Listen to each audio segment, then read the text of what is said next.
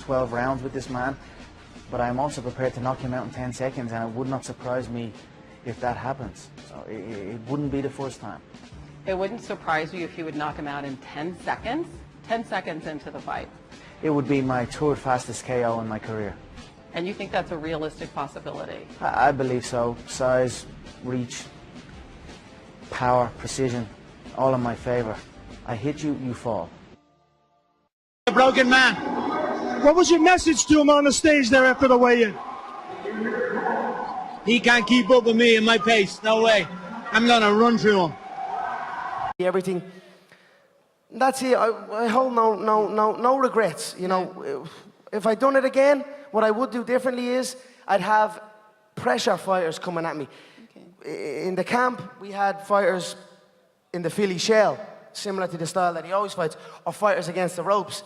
But never fighters, well, we did have fighters coming forward, like with that style, the way he eventually went.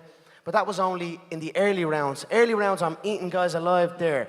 It's when I get tired, that's when I need to bring in that fresh body who's gonna sit on my chest and let shots fly. And if I'd done that, that alone would have made that the easiest fight of my life. Because make no mistake, Carl, up until like round 5, that was the easiest fight in my life. I could see everything he was throwing. I was cracking him easily. It was only when I started fading and he started leaning on me and started coming forward in that Mexican style that I started to fade. And that's it, so. That's what I would do differently. I'd have people come pressure me when I'm tired instead of early.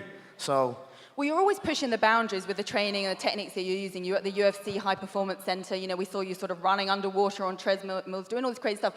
Is there anything from this training camp that you can take into your UFC training camps now, sort of new skills that you learn? I built an incredible engine. Make no mistake about that. Although 30 minutes is, I went 25 minutes, I got into the best shape of my life. So I'm just going to keep going with it, And then also know that, like in this camp, it was like round 1 to 8 was the fight.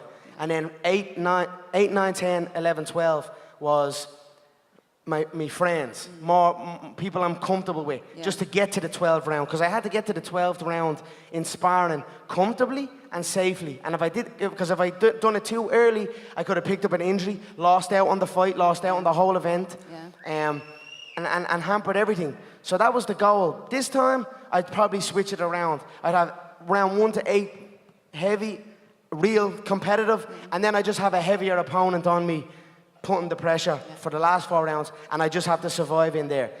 And I honestly, truly feel if I'd have done that, I would have been laughing in that fight. But look, you live and learn. That's what we say. You don't lose. You either win or you learn. Yeah, and that saying has taken you well through your career so far. We have some water, please. Look. Nah, vodka and orange. Look that. I'm squeezed into this suit.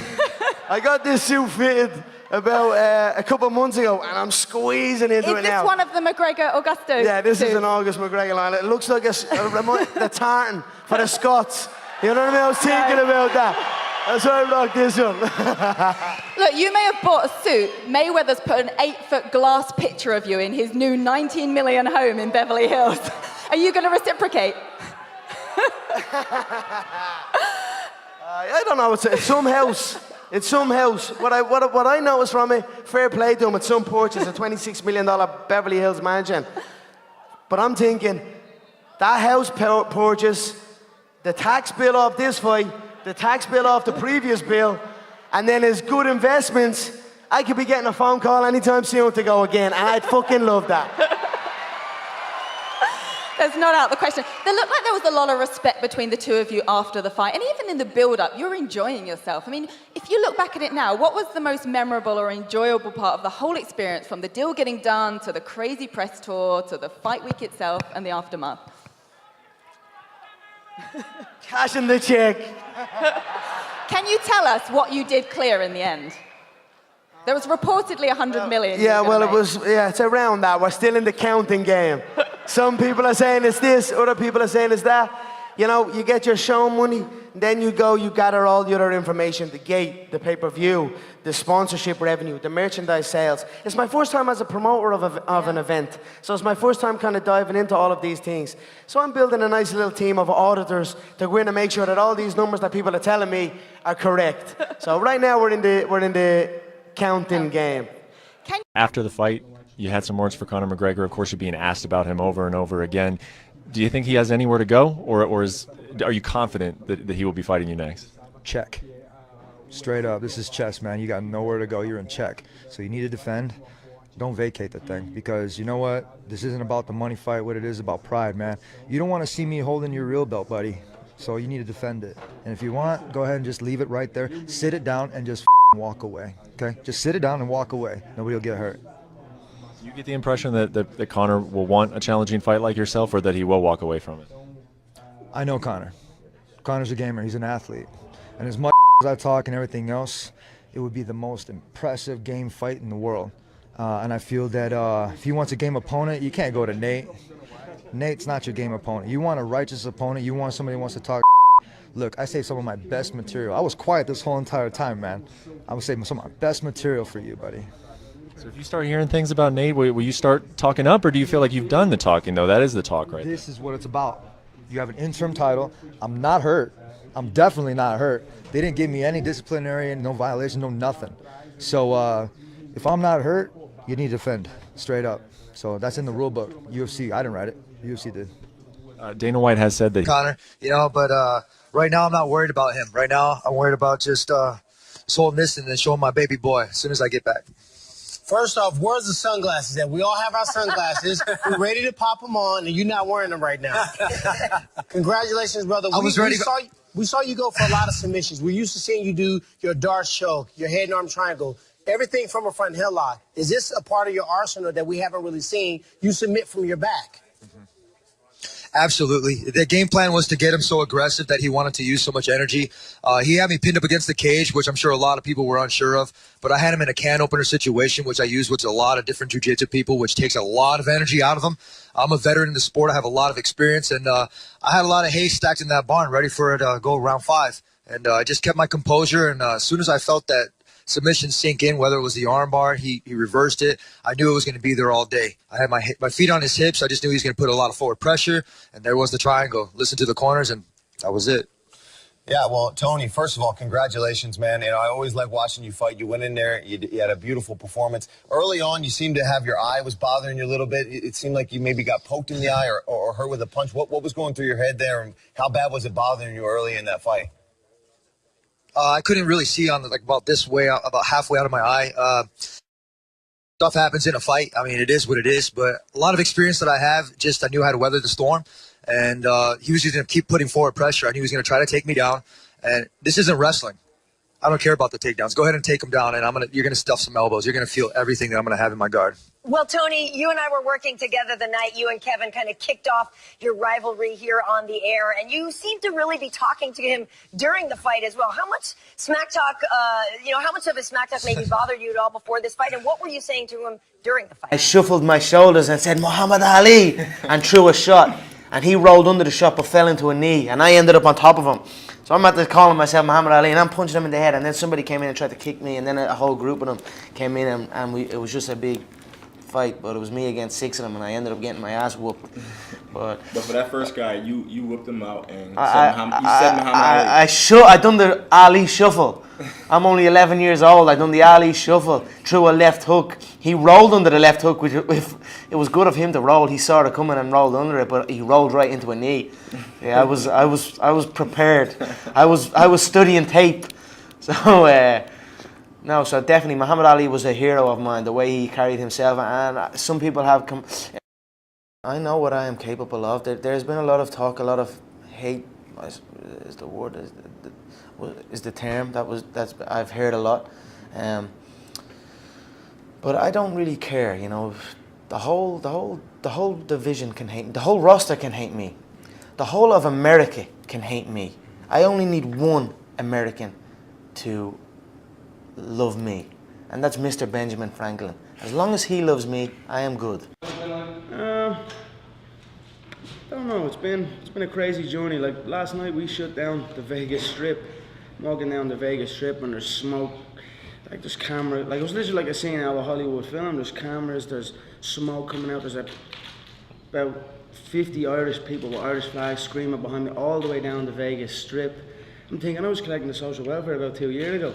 You know what I mean? It's absolutely madness. So I like to take it in and be grateful for it and enjoy the ride. Have you been able to do that? It's so different. You've been pulled in so many different directions. Have you been able to step back and kind of analyze these last 2 years? You know, I enjoy work. I enjoy it. I don't want to be nowhere else. That's what I was saying to my guy yesterday. I was listening to the first episode of Embedded. Jose has his kid and his wife, and they're going to miss him, and he can't wait to be home. I feel better at work. I enjoy work, you know what I mean? So I don't have nothing else but this, and I don't want nothing else but this. So that will be the difference I feel, you know. I want to be here. I enjoy being here. I don't feel he does. Are you kind of planning on that going forward? No, like growing family, no marriage, all that stuff. This is going to be your life for the next right now, I am married to the game. I'm married to this game. So I have a girlfriend. I have my family, of course, but I am married to the game right now.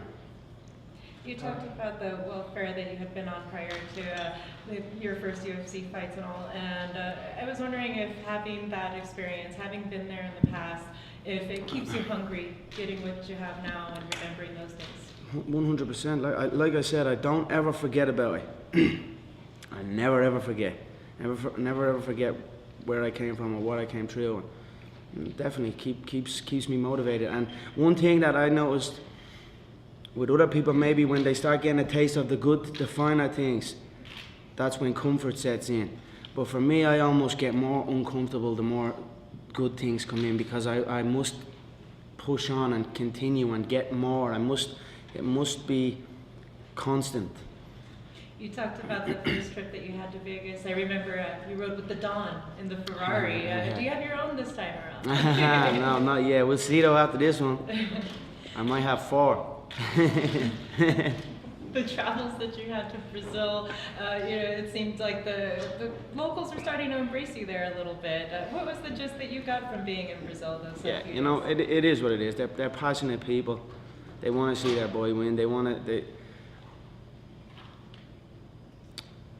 go at me, they want to fight me as well as I want to fight them. But to be honest, they are passionate people. They enjoy the sport, and it is what it is. They definitely love me, make no mistake. They might not admit it now, but they will admit it after.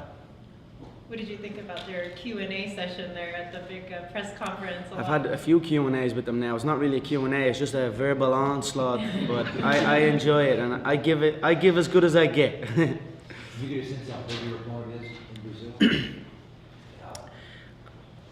Not particularly. I got more boos than he got cheers, if that makes sense. So, I don't care about anything like that really, I'm just going to do my business. As far as how big, size-wise, I towered over him. I'm going to maul him. I'm going to go in and just break him down bit by bit. For me, I've never been hurt once in my career. I've never even been phased, or I've never even taken a back step once in my career, you know what I mean? On the feet, in exchanges. Honestly, it tickles me when the featherweights hit me, you know what I mean? It doesn't hurt me one bit. I don't feel nothing. So I'm going to march him down and break him down. Conor, you talk about you don't forget where you came from. A lot of us don't really know what your life was like when you were a kid. Manny Pacquiao grew up and lived in a cardboard box for a while, and that was literally where he lived. Can you tell us a little bit about your background and sort of where you came from and how life was like for your family as you were